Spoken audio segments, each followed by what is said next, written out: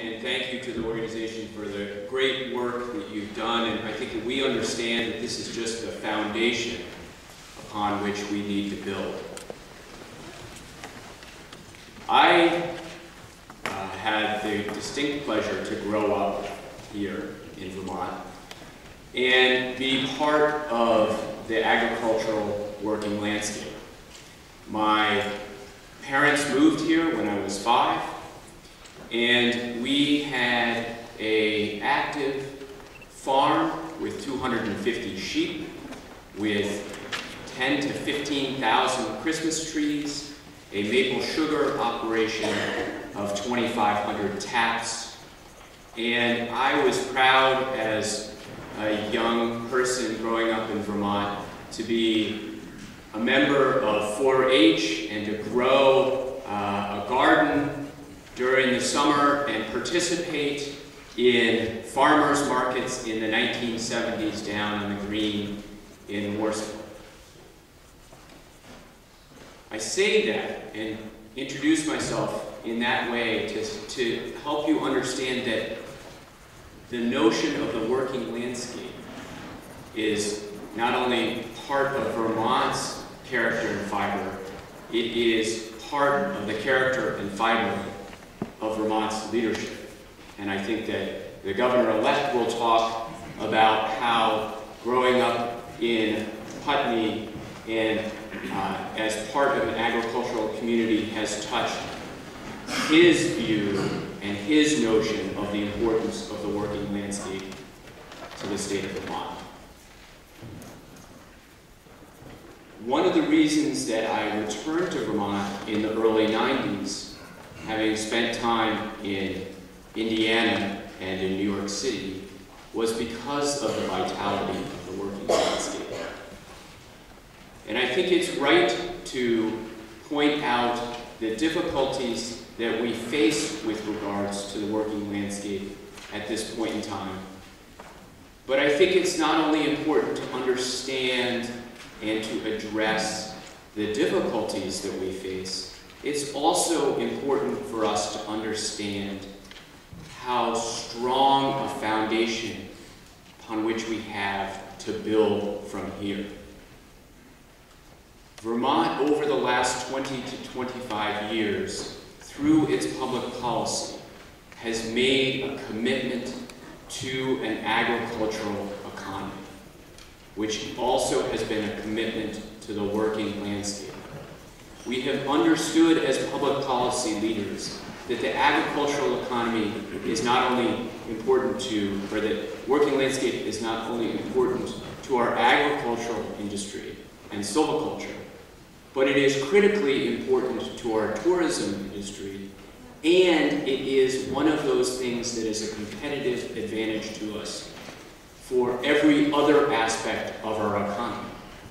It is what differentiates us from other states.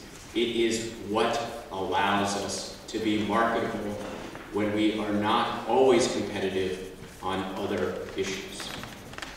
We must keep that in mind as we move forward. And I think we should be excited about what is happening in the state of Vermont.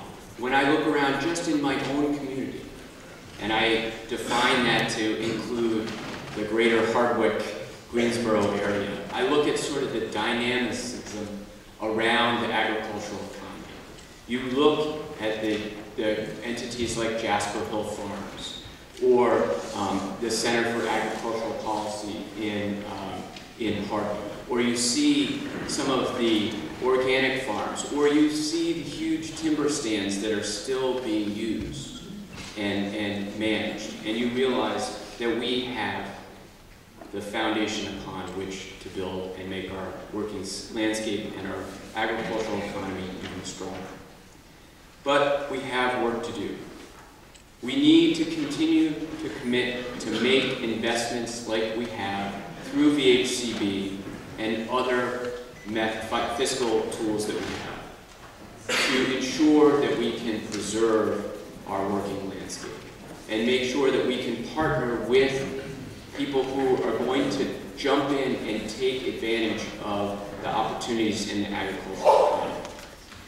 We need to ensure that we continue to have a tax structure that recognizes that it is appropriate to tax land on its use value. We need, as public policy leaders, to make sure that where there is a need for flexibility around the agricultural community and the sale of products, that we provide that flexibility.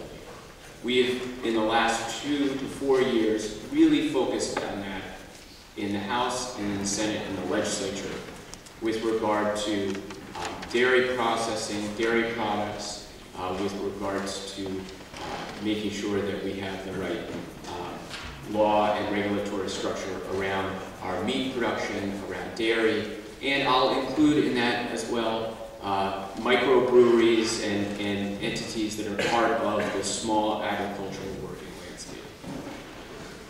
We will continue to do that as we move forward over the next 2 years. We also need to have the infrastructure intact for a modern economy. And I'm thrilled that the person who I will introduce next has made as part of his platform the need to build out our broadband infrastructure, our telecommunications infrastructure, as well as change our healthcare system so that it can recognize that we need to support our local entrepreneurs by not only making sure that they can connect to the global markets, but they can also have available to them healthcare even if they're not in an employer-based healthcare system. That is one of the huge barriers that I hear when I talk to some of the young entrepreneurs in agriculture in my area. They are very worried about the fact that they don't have health insurance coverage, and particularly in a field that can be very dangerous. It's terrifying. It's terrifying. I believe that our energy future also will allow us to spur on our commitment to the working landscape. Specifically, when you think about the opportunities that we have around biomass energy and biomass production for electricity, you can see how it dovetails nicely with the silvicultural opportunities that we have in the state. My vision for the state of Vermont is one where we retain and strengthen our working landscape by encouraging and investing in our agricultural community. I believe that that will strengthen our tourism economy, and I also believe that it will strengthen our overall economy because it will make Vermont a place that people want to come and work. We have much work to do, but we have much work that we have done that we should be proud of. I look forward over the next 2 years working with you, working with Paul, and working with the governor-elect and the Senate to move ourselves forward so that we have a stronger economy built around the rural traditions that we have in this state. I'm pleased now to have the opportunity to introduce the governor-elect. I think many of you know the senator's biography. He was born and raised in southern Vermont. He purports to have as one of his favorite activities sitting on a tractor, making sure that the land that he is tilling is fertile. He has been a strong champion of the working landscape, and together with Governor-elect Shumlin, we worked very hard to ensure that we continue to make investments in the Vermont Housing and Conservation Board over the last 2 years to keep our commitment to Vermonters. I believe that the governor-elect has put forward a vision for Vermont that is consistent with what we need to do to preserve our working landscape. I look forward to working with the governor-elect over the next 2 years. I'm thrilled to introduce my good friend, Peter Shumlin. And as a side note, I need to tell you that working for Pat Leahy, our U.S. Senator in Washington who sits on the Ag Committee, it's been nothing but wonderful to work with Roger Albee, who's always been there for us. And I will tell you that as the incoming secretary, I could not ask for a person that's more gracious and supportive than Roger. And he is one of our resources that gives us hope as we think about the future. But other things my current boss has done, which talks about the kind of political leadership that Roger's exerted, that our governor has, he's been supporting an initiative at the Vermont Sustainable Jobs Fund that's going to be a revolving loan fund for natural resource businesses. And he too, like Peter, owns a tree farm, another kind of farm, in Middlesex. And by the way, he's going to be involved in the next Farm Bill. That what does the Farm Bill do? It addresses agriculture and forestry. And not to be forgotten, he has spent most of his career fighting for the Vermont dairy farmers, and he will continue to do that. But beyond Pat Leahy and Peter Shumlin, there's also Bernie Sanders and Peter Welch, who work incredibly well with Pat Leahy to represent us in Washington on a wide range of issues. And I won't go into a long list of those. And we have a legislature led by Shap Smith, who has passed the Agriculture Development Board, who supports current use, and has fought for the Housing Conservation Board. And the University of Vermont has recently identified food spiders as a focus, a center of excellence.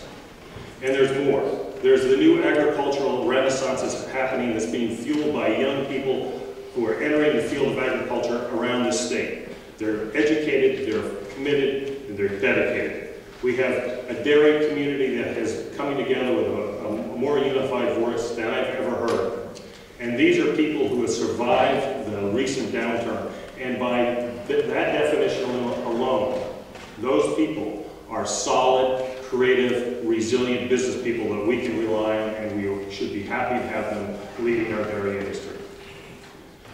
And as I mentioned earlier, we're located next to one of the greatest markets in the United States, and we have in this state an new evolving, value-added, regional and local agricultural economy that's focused on customers, quality, health, and ecology. That's happening here in this state. We are leading the way in many ways on that local food economy. And let's not forget, we have the Vermont brand that is very special. And let us also not forget that if we are creative, there's two revenue streams that we are engaged in every day that we're exporting out of the state around energy and around food. And if we can peel a part of that revenue stream off and bring it back to the state of Vermont, we can finance many of the things we need to do in the state, in the agricultural and forest economies. So these are the reasons why I believe, and there are many others, why I believe there's really great hope for our working landscape in Vermont.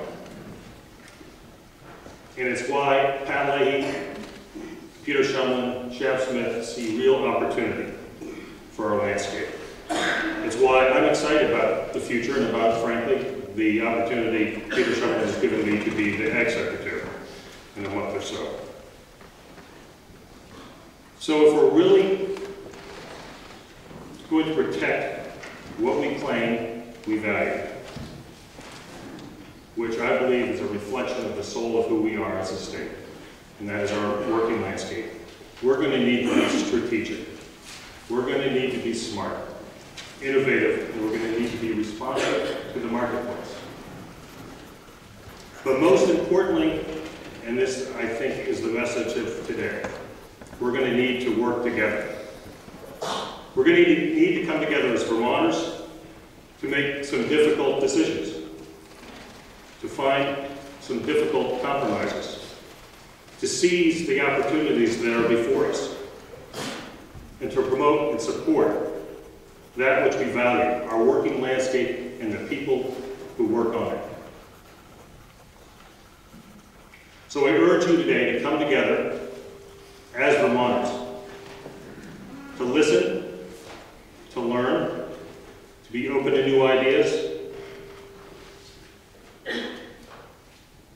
and find the path forward where we all working together can find a way to support a working landscape so it'll be here for ourselves, for our children, and our grandchildren.